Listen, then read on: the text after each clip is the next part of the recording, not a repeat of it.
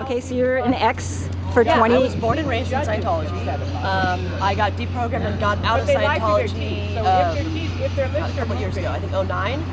And, I'm standing here protesting for the Orange County org because I know all of my friends are in there. Everybody that I've known since I was a kid, I have grown up with all of those people, and all of them have disconnected from me. They pretend like they don't know who I am, yet I grew up with those people. I mean, that's ridiculous. Did you make eye contact with anybody? Oh yeah, I yelled out their name. It's like, hey, Jack, you know me. We hung out. We've gone to bars together. We've partied together. We're friends. Right. And you can't even look at me. You can't even talk to me. And I'm some crazy suppressive. And how did they compute that? What do you think they're thinking? Well, they've been told that I went to the dark side. I've been infested by squirrels. Squirrels have, I've read altered technology, or I read OT3 when I shouldn't have, and that ruined my mind. And I've got overts. That's what they tell them. I have overts. I have withholds, and I'm a criminal. Well, if it were the other way around and you saw a friend of yours out here, do you think it would put a little bit of a crack in When I was in Scientology and I saw people protesting, I just thought, well, they don't know the real tech. I had never seen a friend of mine protest. And if I saw a friend of mine protest, that probably I would have probably been pretty upset about that, but I probably would have convinced myself that they really are out ethics, and that they probably have misunderstood words, and they just got connected with SPs. That would probably be what I would convince myself of. Yeah. Do you think it plants a seed of doubt, though? I really hope so, especially with key terms that they use. Like they know Debbie Cook. Debbie Cook was the leader at Flag. They know who she is, and hearing that, a lot of people have met her because we have to go to Flag and do services. And so I think that this will make people think.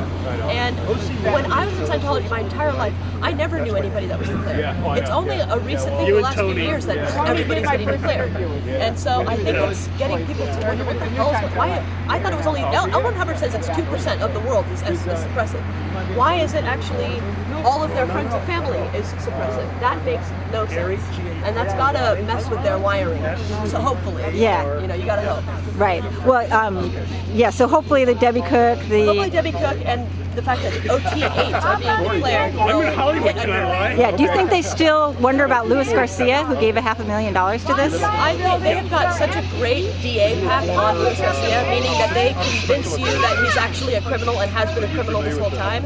So anybody that does wonder, like, hey, what happened to Luis? They immediately handle them and say, look, listen, we're going to tell you some inside stuff. He was actually criminal. And then it's like, oh, really? Well, that explains why he left. And then they give up. The friendship is gone. The personal feelings that you have with Luis Garcia is gone when you hear that, well, he's actually a squirrel. Wow. And there aren't people... Or a criminal. And you don't think people think, well, he was my friend. He seemed like a nice guy. Your spiritual freedom is on the line. So my friendship with you, or your spiritual freedom forever, they're going to disconnect from me in a heartbeat. Right. But it seemed like, there are a lot of people who came late today. Do you think that there's people in there who are just going through the motions? Oh, yeah, people hate going to events. Me and all my friends have talked about that. I mean, we hate going to events. And I was such ethics for saying I hated going to events, and we've all been through all the troubles. They hate it, but you have to do it because they think that if it looks good in a photo, we're going to clear the planet. Right. It's all for that motion. Yeah. So do you think there's people in there maybe that are just kind of... purely posing, and they're purely there for a step. The amount of times I've been called for just show up for an hour, please. We need bodies in the building. All right, it looks bad if there's no bodies in the building, so can you please just come? I guess I don't want a PR flap for my church, so sure, I'll go. Right. So they don't want to be there. This sucks. It's Saturday. I want to go home and sleep. Right. This sucks. They don't want to be here. Right. The speeches are so boring too. It's very boring, and it's monotonous the whole way through, and it really makes no sense. But I think there's a little bit of a brainwashing element to the monotonous element of the speech that you sit there and yes, 10x this, 10x that. Of course it's 10x, even though when you're on course, it's empty. Right.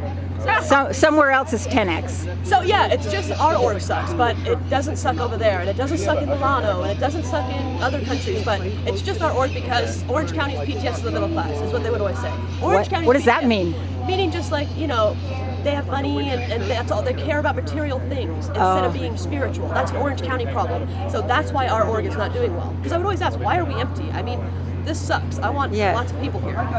Well, Orange County Yeah. They're into their money and their beaches. They're into their cars. They're not into spiritual freedom. But guess what? In Texas, Yeah. it's packed. So don't worry. Right. You know? But don't they have to wonder, like, that other building was so small, and now they've got this 5-story thing? Like, you have to realize that after being programmed and brainwashed, you cancel those thought processes out.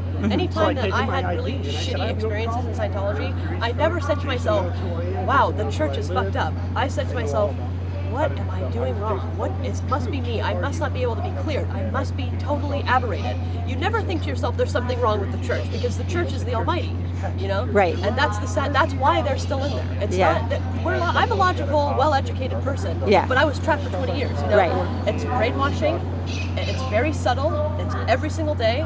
They don't come up to you every day and say, don't think this, don't think this. This is something that after enough brainwashing, you convince yourself, no, these people are criminals, they're terrorists. Right. This is going to save the planet. You know what I mean? Yeah. You self-correct all the time. It's empty. Well, close your eyes, walk forward, march your line. Don't question. I don't want to go to ethics, you know? Right. How many fucking times did I go to ethics, you know? How many times?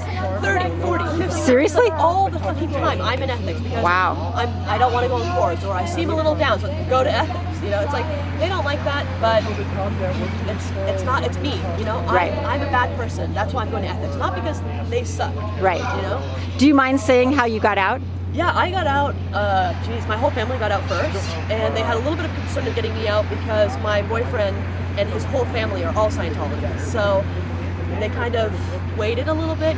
They researched themselves. They got really informed, and then they pulled me aside and deprogrammed me. And how can you? Yeah, you know, they showed me St. Pete Times, they showed me policy violations, things that my Scientology brain needed to see. Policy violations are a huge no-no. So when I saw that, I thought, this is bad. I'm trained to think that policy breaking is really bad. Yeah. So that was frightening to hear. Was it like a big, everybody took you in a room, or was it? Everybody sat there. So it was like planned. And it was basically, they had the computer open with all the links that I needed to. It was like a whole process that I had to go through. And when you realized what was going on, were you like, get me out of here? At one point I cried and I said, oh fuck, okay, so David Miscavige is bad, right? And so my family said, yeah, but there's more. And I said, well, what do you mean there's more? Well, we need to talk to you about L. Ron Hubbard. Oh no, but L. Ron Hubbard's good, right? I can still get auditing, right? Like that was my initial Yeah. And it's like, here's a little bit more information, you know? And they showed me, you know, court documents that I'm never allowed to look at in Scientology that I got to see. I got to read books like Madman and Messiah, you know? That book will get you out forever. Piece of Blue Sky. I took 6 months, locked myself in a room basically. Yeah. And just research after they sat me down. And no part of you said you guys have gone to the dark side? I have a very good relationship with my family, and the fact that they were so concerned and they had done so much research was enough for me. Uh-huh. Unfortunately, it's not enough for a lot of people, but for me, that was enough. Yeah. Of course, there was times where I would say, no, I don't believe this, but I believe this. And, you know, I didn't fully believe everything they were saying, but with time and with research, I got there. Yeah. And then I got my boyfriend to come over to my family's house, look at the information. And at first, he was ex-staff from Florida, so at first he was kind of like, oh shit, what family am I a part of, you know? But then we showed him an alteration of the PDC lectures from L. Ron Hubbard. There was an alteration, and he said, I'm out.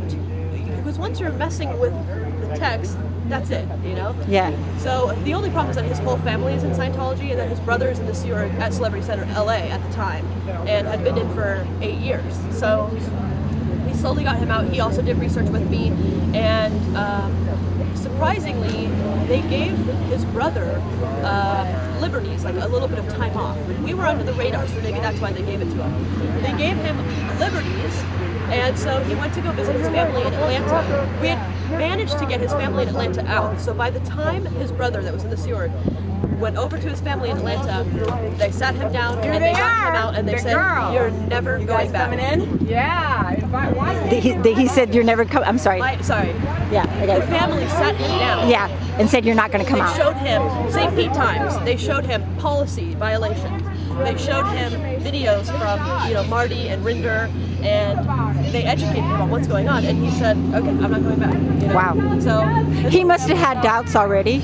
He was already struggling because he was in the series for 8 years, but they took his wife and Oh. sent her on mission, and he Oh. hadn't seen his wife in 4 years. Oh. And so it was already very hard. And so I Oh. could tell. Did that she was get out? unhappy. No, she's remarried. Oh. And, so that's very sad. But he's obviously much happier now that he's Yeah. out, regardless of the loss of his Yeah. companion. It's you get to think finally. Right. And how do you feel now being out? Holy shit. In Scientology, they don't believe in going to college. Right. So very unfortunately, I had a very botched Scientology high school education. Did you go to a Scientology school? Oh, my entire life. I've never been to a public school. Really? My entire life. Oh my gosh. And they don't believe in going to university, obviously. Yeah. So when I found out that this was a complete sham, Yeah. I immediately enrolled in college. So I'm going to college now. Oh, good for you. Yeah. Oh, I'm so glad to hear that. I gotta get an education.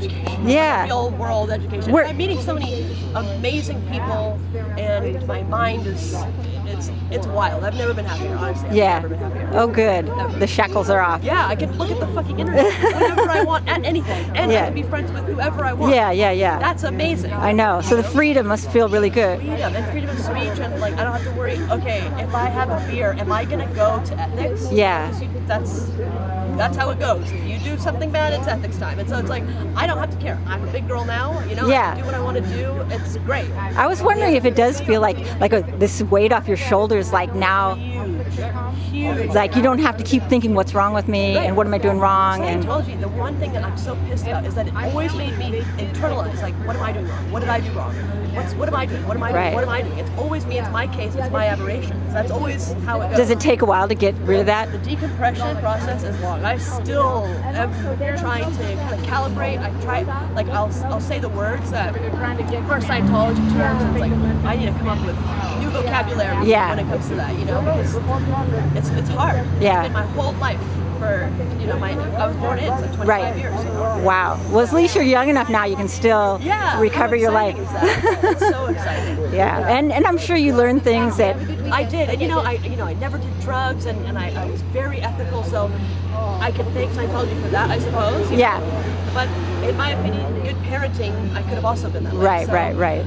But I didn't get into trouble, and I was a well-educated student, so that's fine. But I did learn a lot. I mean, I will Google everything I'm ever a part of. Right. Now, from now on, I do research on everything. So if that's what I had to learn, I'm fine. The hard way. Yeah. All right. Well, thank you so much. This is going to be a big hit, I think.